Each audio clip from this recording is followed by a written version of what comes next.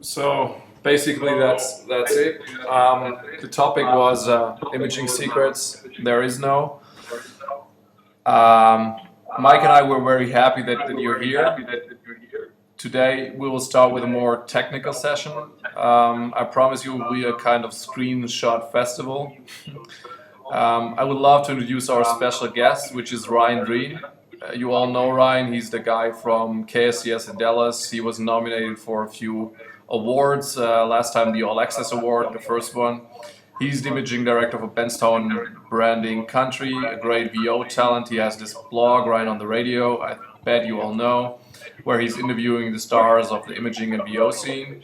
But unfortunately, Ryan can't make it today because he's playing the World Poker Series in Las Vegas. But he was so nice to send us all the info to his screen caps. So Mike will explain and read to you later when we hit Ryan's screen caps. Right, Mike? Okay. So there is a kind of schedule for today. It's just like session setup and routing will be the first part of the seminar. It will be my session template. It will be Mike's sessions template and Ryan's sessions template. Then we go a little into VO treatment and plugins. Means so how do we EQ voices? How do we compress? How do we limit? What funny things we do with the VO especially. And then we go in third part, which might be a short question answer about VO treatment and session setup. So if there is any questions left, just write it down during the webinar and then ask Mike or me. I mean, that's basically it. So I think we would be through in 45 minutes, but we'll see how many questions we have at the end. So it depends how good we explain. Important to me is we just want to show how we do it. There is no right or wrong, in my opinion, of creating sound and creating great imaging. It's just Mike and I, we just want to show how we do it and how we create what we do on a daily basis. So for those who read the blog often, you know that I work with a lot of templates. Depending on the element I create and the format I'm working on, because here at Benztown we're working on 8 formats simultaneously. So I have different templates for different formats and different elements. Just because I need to save time and I want to go from a solid setup each time. So the most important thing to me for my templates is that everything in my session is named proper and in the same routine all the time, no matter what I do, because that helps me a lot to reproduce complicated stuff, big sessions, music composing sessions really fast. So like you see, I name my tracks, so I use shortenings here. I name all the audio files proper so I know what it is, and I use the comment file as well heavily, especially for composing. So if I need to write down the name of a pattern of a synthesizer. Then I also use color coding, you see that as well.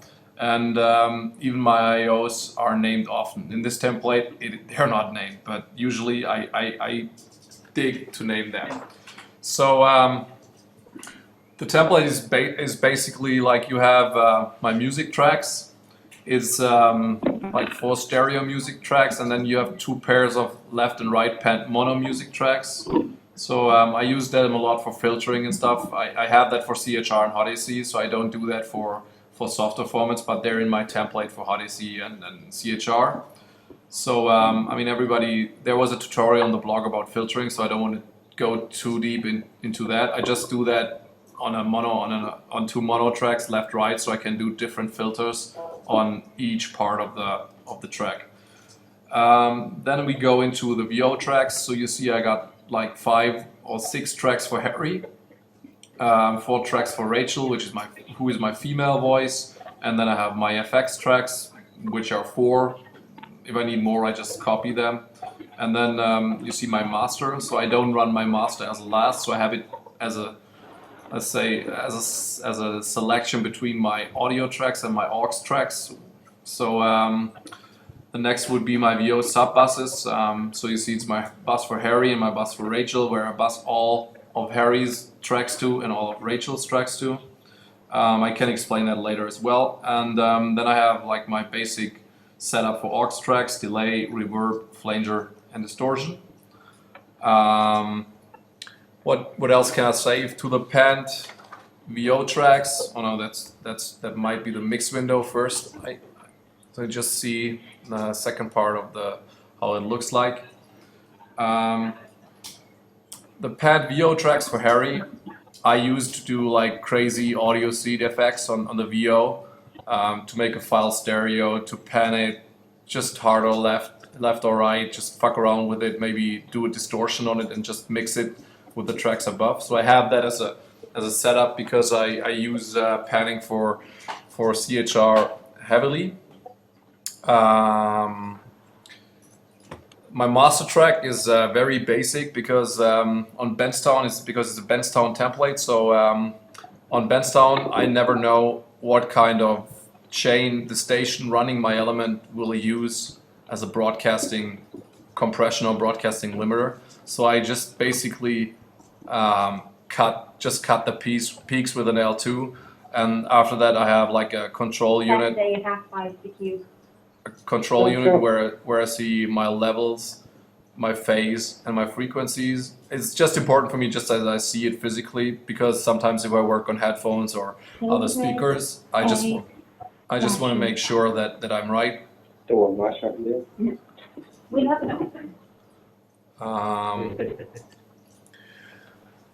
That is the buses I talked about before. Is like I bus all of Harry's tracks.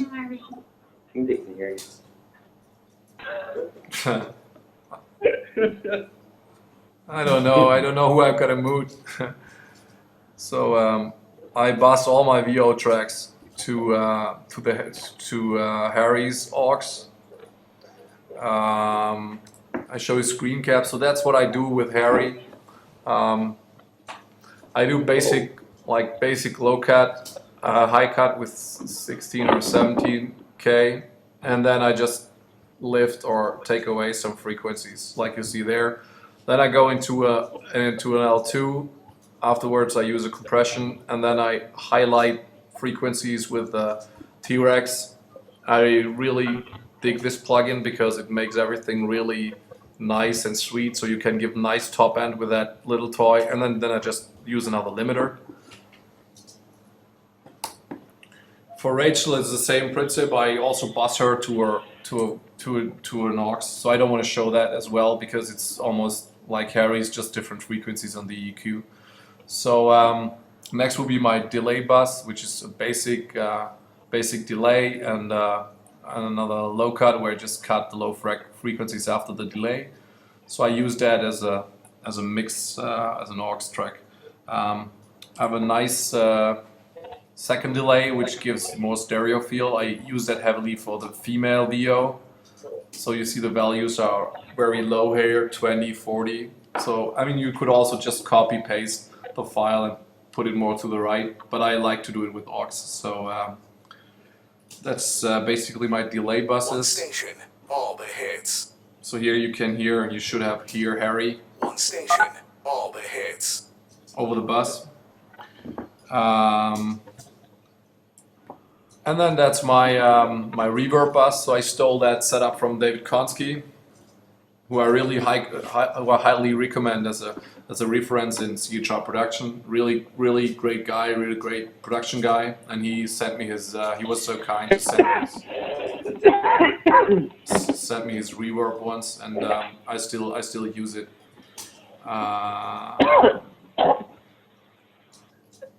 Next is what I call distortion bus. So there's a lot of people who use distortion right into the track or use it with an audio suite. I like to do that also with a bus because I can just pull up the volume or lower it however I like it. That's basically my my setup for CHR with Benztown. Yep. So I will just pass on to Mike so he can explain you his template. All right, so kind of zoom through this just because it's basically the same. I just recently moved over to Pro Tools from Audition, so I don't have as massive a session as Andy would or maybe Ryan would. Basically, I have 5 VO tracks, which you can see at the top, 2 mono VO tracks that are panned left, right. Now, they're not panned super hard. They're only panned probably like 30%. left and 30% right.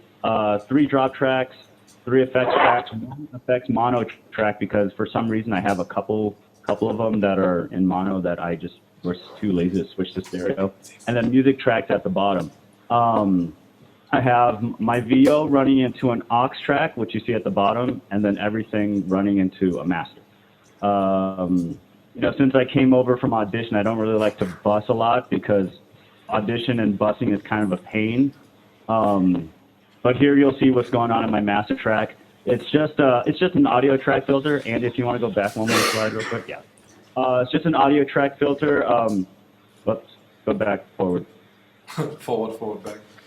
There we go, right there. It's just an audio track filter with a little bit of a frequency bump in the high end and the lower mids. And then after that, I'll just run the L1 just to catch any peaks and just level everything out. So, next slide. Let's see. This is what's running through my auxiliary track for the VO. I do a lot of my frequency cuts and things like that in the session. So if I can level everything out at the same rate for all voices and just normalize it, then I don't have to go back and filter everything 3 times through when I just have to do it once. So that's my auxiliary track for the voiceover. Next. All right, so this is my session track in Audition. It's basically built the same exact way as Pro Tools. The one thing that that bugs me about Audition is that you can't have separate default session tracks. You only have one. So basically, this is all set up the exact same way. The only difference is there's no auxiliary voiceover track that all the VO is going to because, like I said, I hate busing in Audition because it's way more difficult than it needs to be. But the master track is down at the bottom. You can barely see it over there, but basically everything's set up the same way. Pan left, right tracks for voiceover, 4 VO tracks, FX tracks, and music beds. So, next. Andy, can I control? Oh, there we go. That's just the mixer. You'll see on the far right is my master track with the Waves audio track plugin, just an amplifier just to bring it up a little bit, and then a Waves L1 Ultra Maximizer just to catch the peaks. They're not set very high. It's probably like 1 dB on the threshold, 1 dB on the out ceiling, and then a release of 1. I don't want to touch it too much because we're pretty bottom heavy on Alice, so I really don't have to kick it with a C4 or anything like that, like they do in Australia or anything. That's why my final compressor is set pretty late. Yeah. I try to hand over the presentation to you, which might be easier when we come to Ryan's stuff now. Okay. Okay.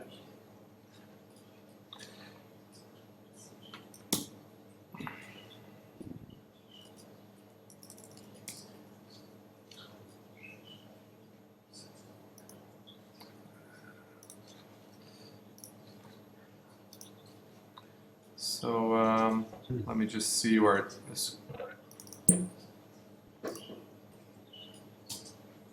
I don't have the yeah, the file thing here, Andy. So you might want to take it back, and then we'll just go through it.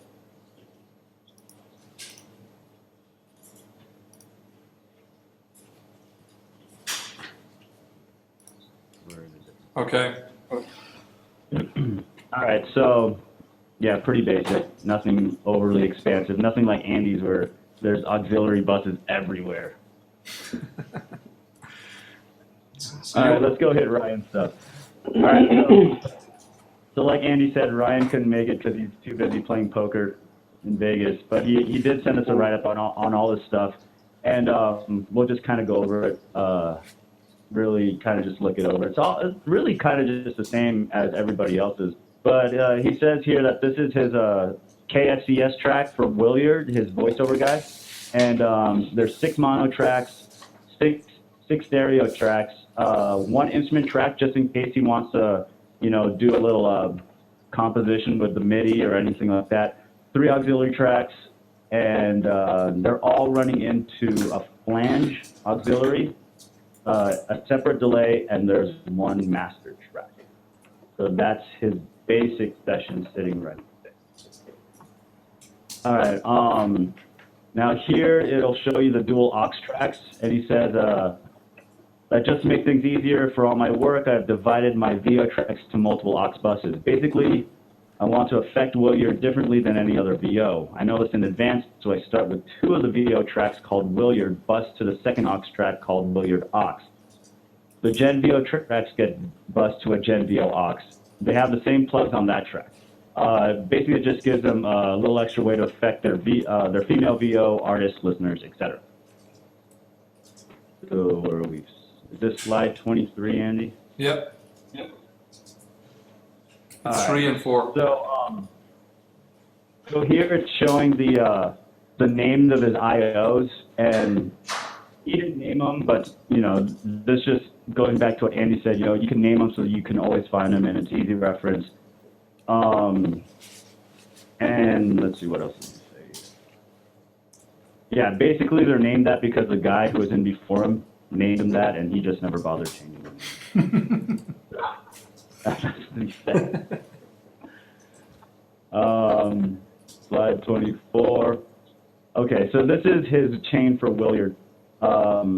If you guys have used John Williard before as a voice, his VO is very clean. It's a big voice, and you want to make him sound big because that's where it pays off the most. So you'll see he's running a slight REQ6 with just a little bit of roll off, not too much, a little bump in the highs and things like that. I lost my place. Oh, here we go. Then he just kind of lowers the gain just to cover any overmod and anything like that. He doesn't want to make it sound too dirty just because, it's Williard. He's a very recognizable voice in country format. So, yeah, he likes to keep it pretty clean. Okay, and if you guys saw his busing on the fly video on the Benztown blog, this here is the gate that Ryan uses for his voiceover. It's actually a really cool gate. He sent it to me, so if you had, and it works pretty well if you're in a big room that's not super sound treated. So, it works pretty well. You'll look at it and you'll see kind of the values are pretty high, but for some reason it doesn't overly punch, which is really nice.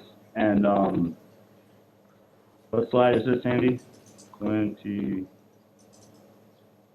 The next one? This is slide 25, right? 26. No, slide 26. Okay. So yeah, basically, he just wanted to let you all know that this is the gate he uses at home. Sounds pretty clean, and he's like, no one's ever complained about it, and he's not exactly sure why the numbers are so big, but it works out pretty well. And like I said, it's a great little VO gate if you got a kind of echoey room and there's a lot of outside noises going on. So we can keep going from Leo. All right. Slide 27. This is Ryan's master. It's just a simple L3. He tweaked it. He tweaks it a little bit, but usually it's just there to leave. Let's see, what else did he say? Okay.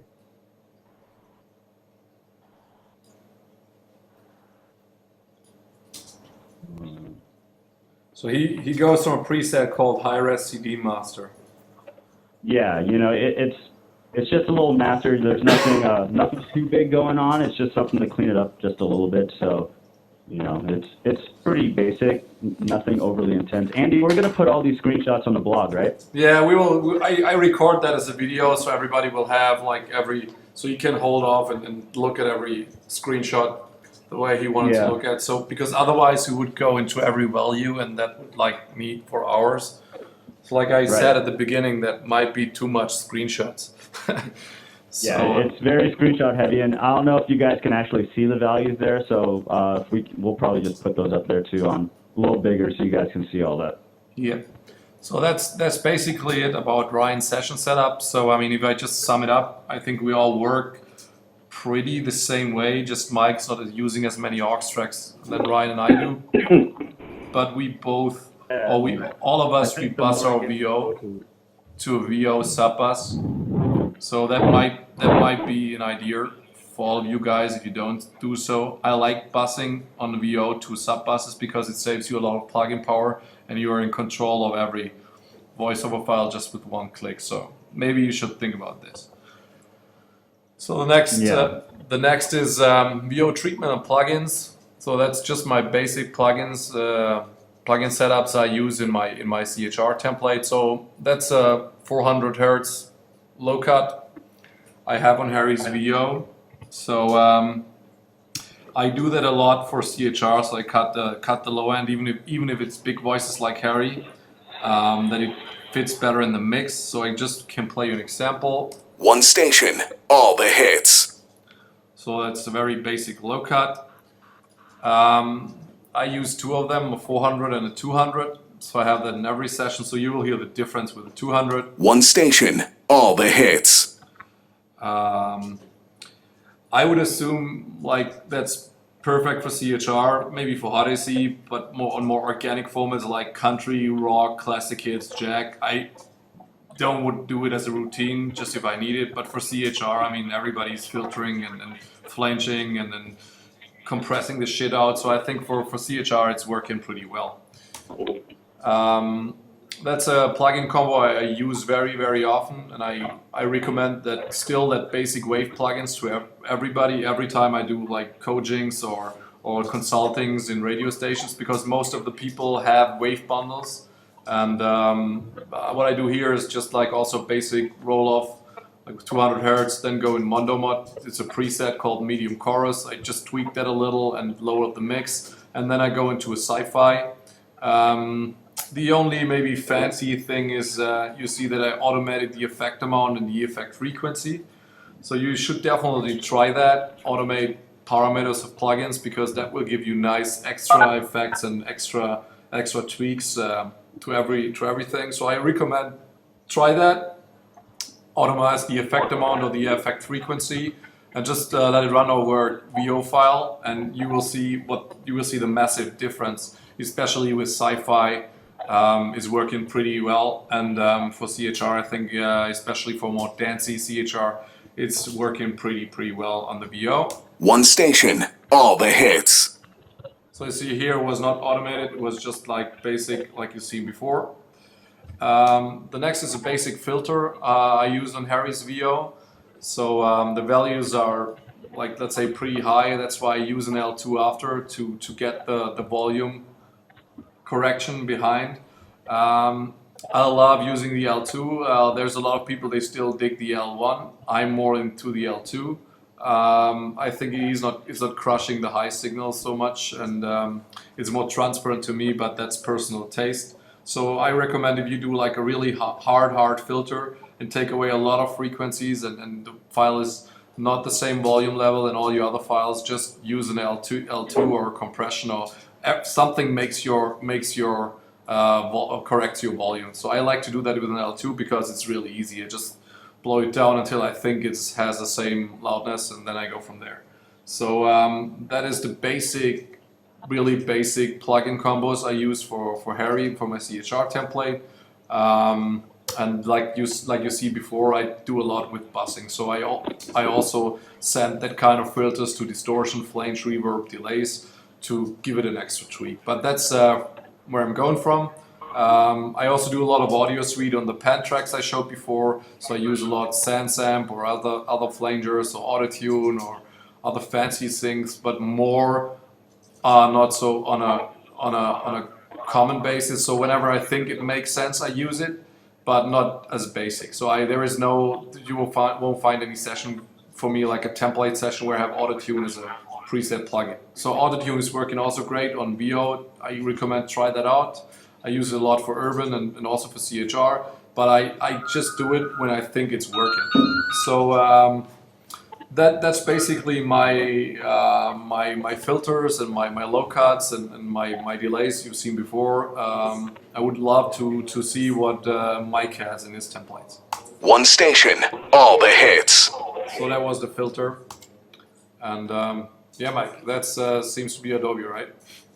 Yeah, this is all my Adobe stuff. You'll find out that they're really very similar to CHR or Andy setup, but on Alice we like to keep things pretty real and pretty real sounding. So I don't cut off too much from the bottom where it sounds super filtery. I just cut off enough to kind of ride over those lower frequencies And if there's any kind of messiness going on in between, I'll go and adjust, I'll cut frequency holes in the actual music bed.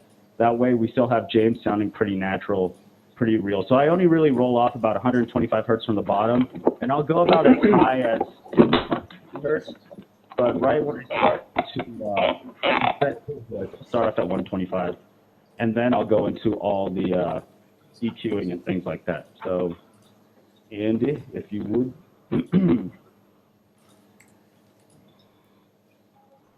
So this is it looks kind of weird. This was basically an emulation of a Pro Tools for 4-band EQ that my buddy Ricky at KBWB sent me. You know, the values are pretty simple, but it's basically the same. You know, roll off a little from the high end, roll off a little from the bottom, you know, pretty straightforward. And then after that, I'll run it through. This setting is actually a stock setting called Voice with Presence in the audio track, and I really like it just because it beefs it up a lot. Kicks it a little in the highs, you know, just a touch, not really a whole lot where, you know, it starts to distort or anything like that. So it's a really nice setting if you want to use it for just straight VO. It's called Voice with Presence. And this, my high-pass filter for James is a little different than my regular high-pass filter for everybody else. You'll see it kicks a little bit just above 500K. Just brightens it up, gives it a little distorted feeling. Not quite cosmonaut spaceman type voice, which is really cool. I know a lot of people use it, but just enough where it distorts it just a touch while at the same time giving it a nice flow through on a high-pass filter, which is great.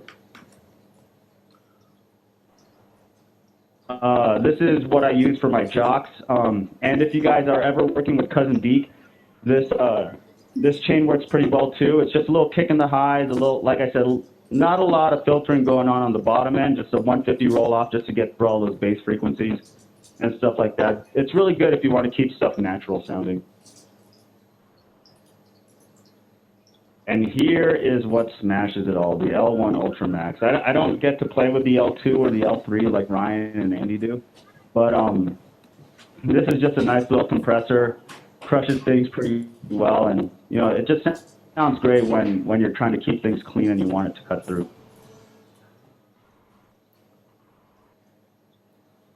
This is my delay setting. It's you know, it's just a really simple one, nothing too major. You know, I like to play around with the setting a lot just because it depends on what I'm trying to do. I used to do all my VO mixing in stereo. I got that from Will Morgan, you know, because the funny thing about Audition is that it doesn't differentiate between mono and stereo. So if you want to do some of the cool like flangey effects or like a delay effect, it's almost better to convert that mono file to stereo because the standard plugins in Audition don't really accommodate to a mono track all that well. So, you know, if you don't want to phase one track and leave the other one, phase another track, you know, you just convert to stereo and use one of the stereo plugins and do it to both. It works pretty well. This is just the default Audition chorus effect. I can't remember who told me about this. I think there was a video on YouTube about this and that someone was using this a lot, and I started playing around with it, and it works really well. Like I said, it's just, if you go into the chorus plugin in Adobe 3 and just select default, this is the default setting. You don't have to mess with it. You know, just offsets it just a little bit. That gives it enough presence, and it's really clean, really works well. And no one at my station complains about it, so I figure I'll just keep using it. All right. Dave Fox posted this screenshot in Radio and Production probably, I don't know, 4 or 5 years ago. I don't use this. I really only use this on my voice if I'm going to voice something for the station. I don't use it on James or Melody because I kind of play with theirs a little differently. But, you know, this one gives it a nice little out-of-phase sound, which, you know, everybody likes when you're playing around in more top 40 sounding stuff.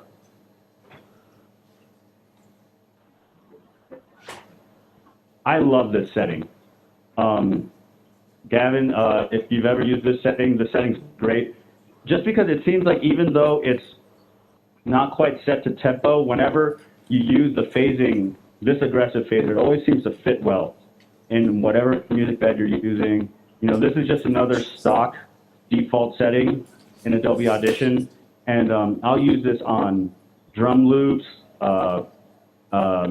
music tracks if I'm making branded intros or anything like that, just to give it a little bit of a twist.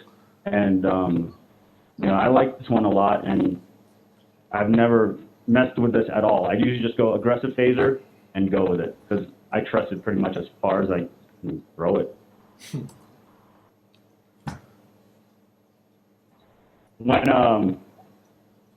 When we put that post up on the Benztown blog about the space VO, and this is Harry's setting for a space VO. Once I found this on the blog, I use this on everything. It's just, you know, I'll have one really clean track and then one that's running through this Enigma phaser, and you know, it just sounds cool. You know, that's the fun part about this show. Like, if it sounds cool, you're like, yeah, I'm going to use that on the next 25 chromos, and I've been using this probably for the last, you know, like the last 3 months on things. I'll vary it up on how much of it will come through, but in some way, shape, or form, this is always going to be in a promo somewhere. You know, doubled up on the VO. I'll use it on effects sometimes just to give it a little extra body. But yeah, this is a great setting if you ever want to just double up on anything, just to give it a little more presence. All right, and we saw this in the Pro Tools track. This is my master. You know, so I won't go over too much, just the audio track with low frequency bump. You know, nothing too major going on there. This is, if you were wondering where this is at in Audition, it's just a little, it's a tweaked out version of the classical compressor in the audio track settings. And like I said, we don't do a whole lot on the bottom end. You know, I know Matt Nikolic at the Fox, and Brendan, they use the C4 and they really kick the bottom end because they want to be able to control that bottom end a lot. You know, Alice is pretty thick on the bottom and in the mid-range, just from the way our on-air change sounds. So I don't do a whole lot of processing on the bottom because it just sounds fat the way it is. And, you know, it's a nice little compressor to use. And if we go through it, the next one is the amplifier, just to bring it up to level. And then, Andy, you can kick to the next slide. And an L1 just to catch the peaks. That release is set a little high. I might have to change that. But, you know. So that's the master track settings on the VO full session. Go for it. What's next? So that's okay. Let's get. That's Ryan's stuff now again. So I'm so sad he can't be here, but I think you have the notes, Mike, right? Yeah, I got notes for this. So this is Ryan's flange and delay settings, and they're all bust through for his VO and things like that. You know, he doesn't really do it. These are all in his default session, so they just stay the way they are, and they're pretty straightforward. I wish it was bigger because I can't really see the values of what's going on, but you know, it doesn't look too outside the norm of some kind of default setting. Yeah, Andy, we're gonna have to make Ryan's screenshots bigger because you can't really see the values for any of those. Yeah, I mean, on my screen I see it, so I can read it for you guys. So he's just using two delays of that 6 SuperTab 6. His -3 is the first, -6 is the second. He has a high cut on it, 106 BPMs. Maybe it's session related because his session is also in 106. And then the flanger seems to be like a preset from David Konski because it's named Aux Flange 1 Konski. So we see the guys from Australia, they influence a lot of even major market people also in the States and Europe because they work very stereo, like Mike said, very bassy, a lot more than we do. There is the mix with 100, sure, because it's an aux, and his stereo is full, like 180, and feedback is 54. I think it's a basic flange setup, and he just mixed it with the aux to give it a little more depth in general. So nothing like you said, nothing super fancy. It just makes it a little deeper and nicer and sweeter, the VO, I would say. I like it. So he's writing. It's just called spread effect in different ways. So I start with a mono track pushed all the way right. No, that's the next. That's the next Yeah. slide. That's the mono thing. So he's writing here, or you can go ahead, Mike. Basically, he just pans one track left, like hard, 100%. One track pan right hard, 100%, and he'll run this 500 hertz cut on both tracks, and he'll play with it a little bit depending on what he wants. But you'll notice that we all kind of do the same thing. You know, we're all going to cut below a certain level just to get stuff to cut through a little more, and then smash it all wherever we want it.